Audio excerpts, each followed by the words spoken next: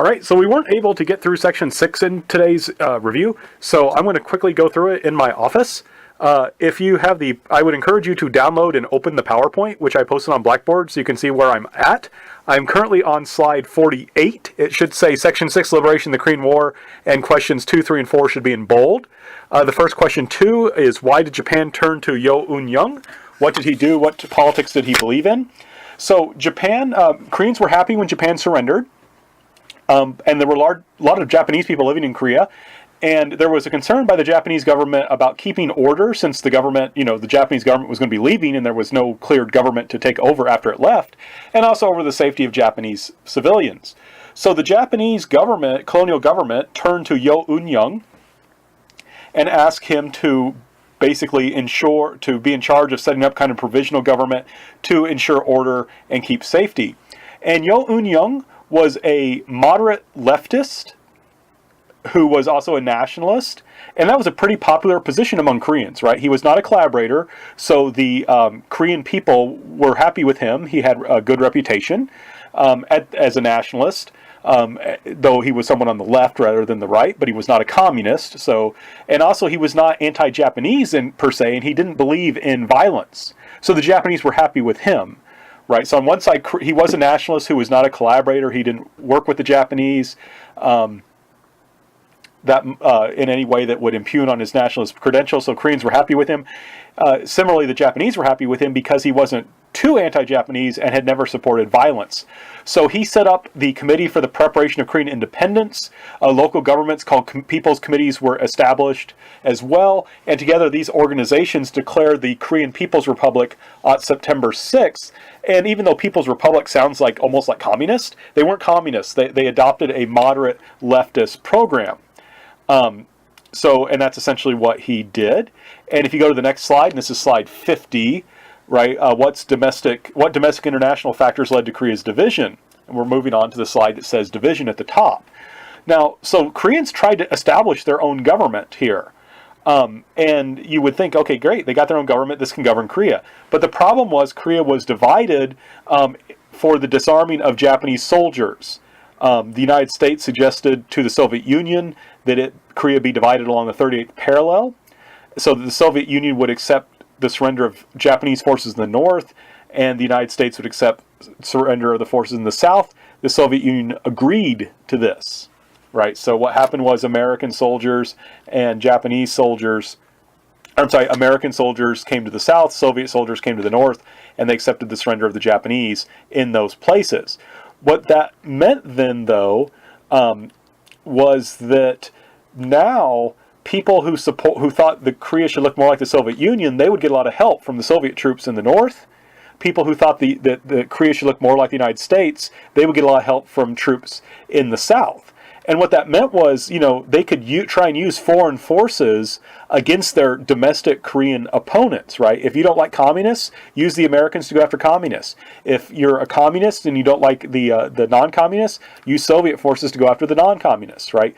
So Koreans, rather than having to compromise or fighting their own kind of civil war to figure out who's going to be on top, they can call in help from either the Soviet Union or the United States. And so this encourages division. Right, and also the United States, for example, does not recognize the People's Committees. The Soviet Union recognizes the People's Committees, but it doesn't recognize Yo Un-young's government as a whole. So this is kind of a problem. Now, the next question on slide 52, what were the characteristics of the Soviet occupation in Northern Korea? Well, the Soviet Union, and I moved on to the next slide that says Northern Korea at the top, is the Soviet Union occupied Northern Korea, and North Korea was divided in a lot of ways. You had cultural nationalists like Cho Man-sik, who were not communists, who believed in capitalism and liberalism and democracy. You also had Korean communists, but there were all sorts of Korean communists. There were Koreans who were part of the Korean Communist Party, Koreans who were part of the Japanese Communist Party, Koreans who were part of the Chinese Communist Party, and Koreans who were part of the Soviet Union's Communist Party. And when the Soviet Union came in, it was interested in building up a united front of different political parties with the idea that once it was kind of stabilized, the communists would take over. So they didn't come in, I want to stress, they didn't come in like killing people. For the most part. The Soviet Union did not come in and kill a bunch of capitalists or Christians at the beginning. It did not do that. that they weren't, the communists wouldn't really start killing those people until the Korean War. And those would be Korean communists, not the Soviet ones. However, they did make sure, the Soviet Union did make sure that what would happen is eventually someone they liked would rise to power. And moving to the next slide, that's Kim Il-sung. Because remember, he was a captain in the Soviet Union's army and had spent a long time with his guerrilla soldiers hiding in the Soviet Union. And if you go to the next slide, we also have to remember that Kim Il-sung was close to Mao Zedong. If you're not familiar with who Mao Zedong was, he was the leader of the Chinese communists. So we want to keep that in mind. So the next question was question 6, and I'm on slide 56. What was trusteeship? Who supported it and who opposed it? Why? And moving on to the next slide, first of all, what is trusteeship? Trusteeship was the idea that Korea should not be immediately independent, right? Korea was not to be immediately independent. It would be held there would be a joint government with the United States, Soviet Union, and the Koreans and some other countries, and they would jointly govern Korea until it was decided that the Koreans were ready to be independent, right? That was the idea of trusteeship. Initially, all Koreans were opposed to this. All Koreans thought this was a bad idea because they said, we've been a colony for a while. We want our independence. We don't want to be ruled now by several different countries. However, what happened was the Soviet Union told the Korean communists, especially Kim Il-sung, hey, you need to support trusteeship. And the communists changed their position and then supported trusteeship. This idea that Korea would be governed by multiple countries until Korea was deemed ready for its own kind of independence. Question 7, what were the characteristics of the early North Korean state? How did it extend control? So on slide 59, the North Korean state. Later on, once North Korea is fairly stable, once the communists think they're strong enough, they will arrest Cho Man-sik. He will be later executed during the Korean War, and the communists will take control and bring in what I call reforms that were not democratic, but were popular, right? For example, they took away land from wealthy people and from collaborators and from churches and other institutions and gave it to people, especially people who had little or no land.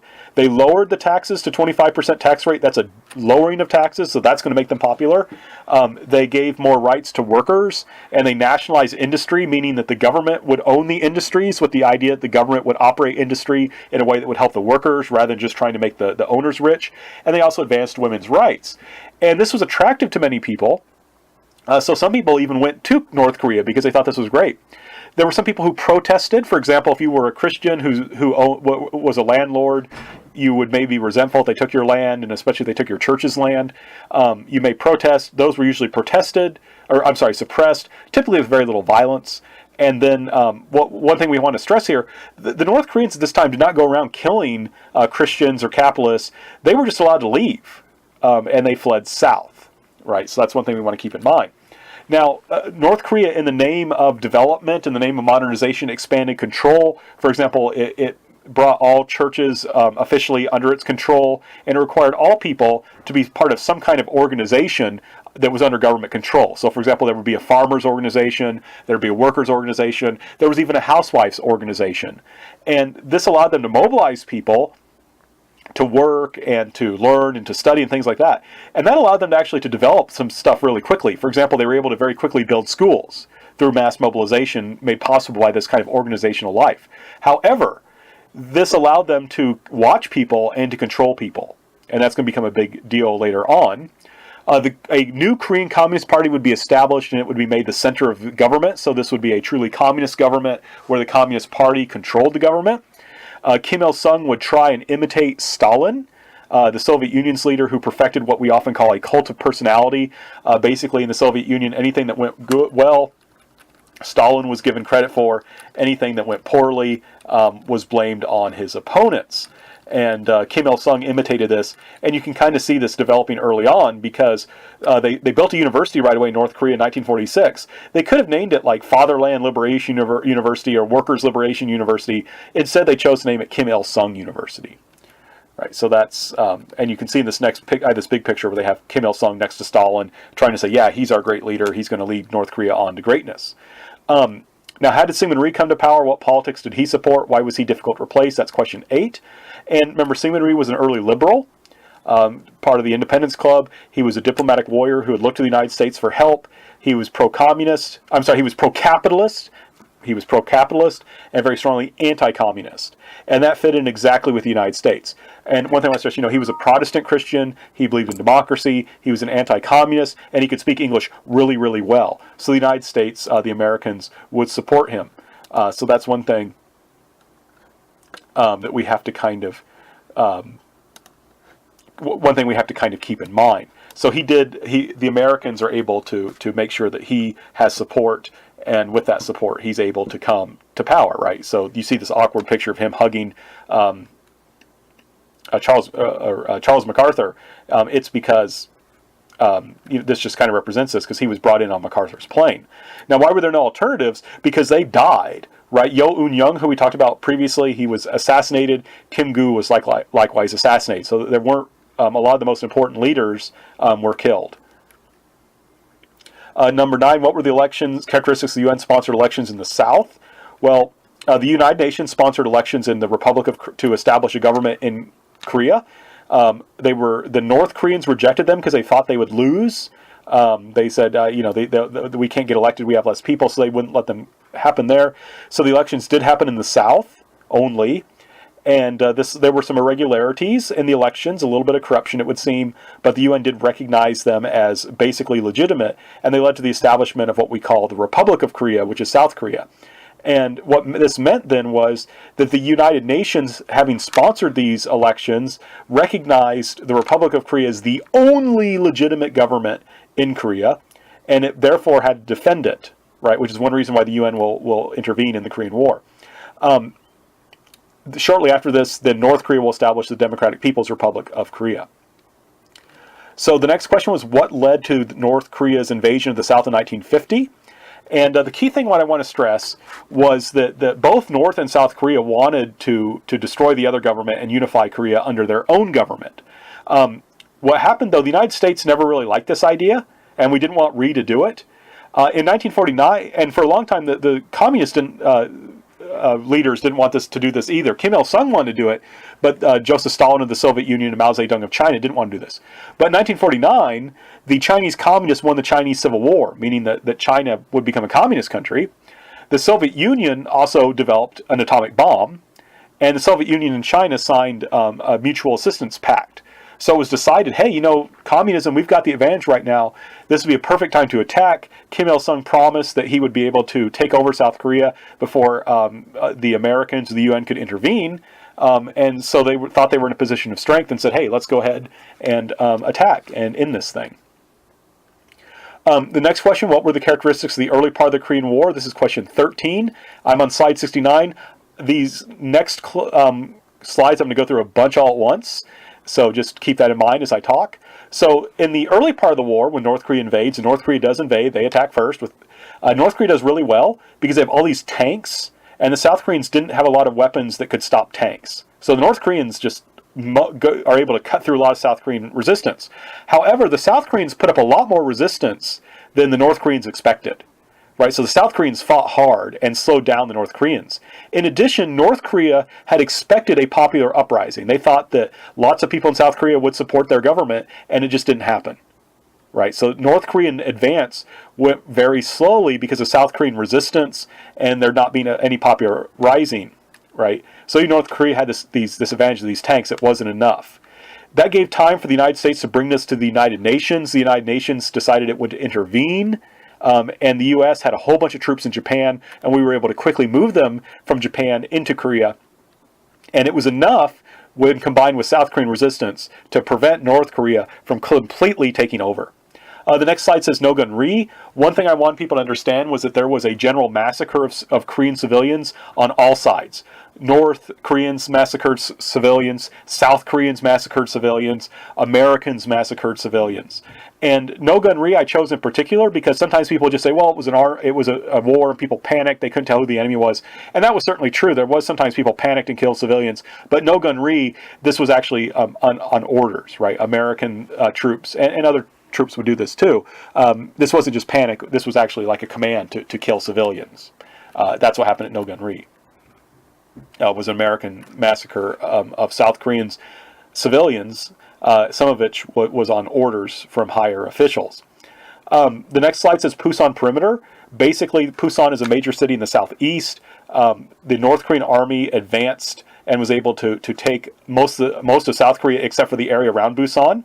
And that was a big problem for the North Koreans because Busan is a major harbor and near Japan, and so Americans were able to just pour a huge number of troops that were stationed in Japan into Korea. So, and that Pusan Perimeter held out and was eventually able to stop the North Korean advance.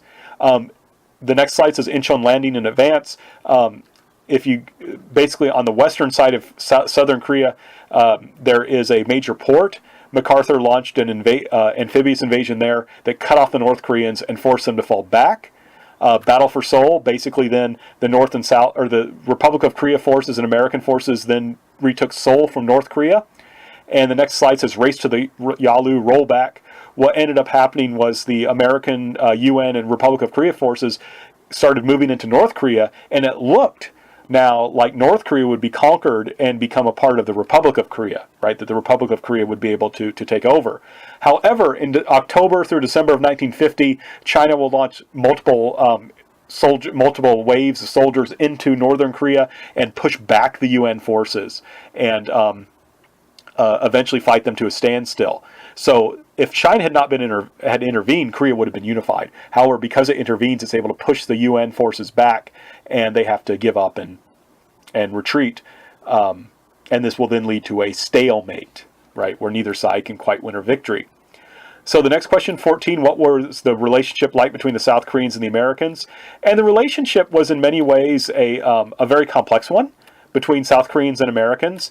There could be conflict because the Americans, we were very rich and very, very powerful, and we kind of came in and just wanted to tell the Koreans what to do. And Koreans often resented this. They were upset that we would just come in and say, hey, this is how you got to do things. But at the same time, I mean, we were more powerful, and our country was more developed, so we did have some useful things to say. At the same time, relationship wasn't just about conflict. This relationship could be positive in some ways. And if you remember the video from that we had for the day of class we missed while I was at the conference, I gave you the example of Americans helping Korean orphans or helping poor Koreans. And we also had that with giving them stuff, setting up charities for them. And in the end, there was remember they were talking about these American soldiers and these Korean Christians, and they were, even though they couldn't speak each other's language, they were singing hymns together and praying for each other. So it was a complex relationship, right? Some conflict, but also some good things that were going on. 16, what impact did the Korean War have on Korean civilians? It killed a bunch of them, right? About 2.5 million civilians died in Korea. That's almost 10% of the civilian population, and another 2.5 million Korean soldiers died. So this killed a huge number of Koreans. Number 17, the last question here, what was the significance of the Korean War? And I'm looking now at the slide that says significance of the war. First of all, the war failed to unify Korea. So we now have a Korea who's been divided for over almost 70 years. So the war failed to unify. The one thing that this did. So, like I said, it meant the division would continue. America had been making its army smaller, but after this, Americans were convinced that we need a large standing army. It's the only because there could be a threat from communism anywhere, so we need a big army. Right after World War II, America's army had shrunk. So we now said, hey, we need a bigger army, and we still have that to this day.